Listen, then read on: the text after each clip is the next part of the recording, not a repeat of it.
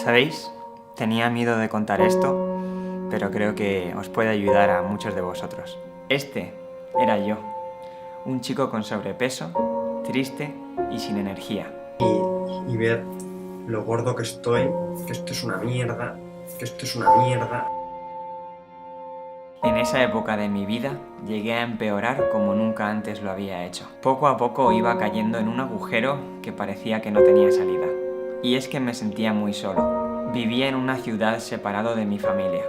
Mis amigos también estaban lejos. No tenía una pareja que pudiese darme apoyo. Y me pasaba los días solo y trabajando de lunes a domingo en diferentes sitios para ganarme la vida. Podría estar semanas sin tener ni un solo día libre. Y además, intentaba con todas mis fuerzas que funcionase el canal de YouTube. Pero era imposible. No tenía ni el tiempo ni la energía. Y todas estas cosas fueron las que me llevaron a caer en la comida. Aun sabiendo comer bien, mi cabeza no me dejaba y no podía controlarlo. ¿Y te vas a comer todo el paquete o qué? Y podía llegar a estar semanas sin entrenar. Sí, Sergio peinado sin moverse.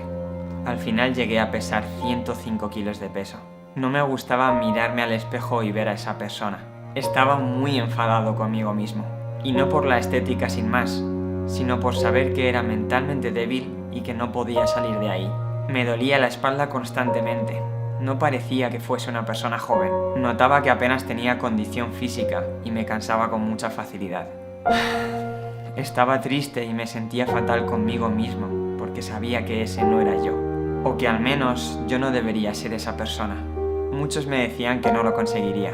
Hasta yo mismo pensaba que no podría salir de ahí. Pero una parte de mí nunca dejó de intentarlo. ¿Y sabéis qué? Lo conseguí.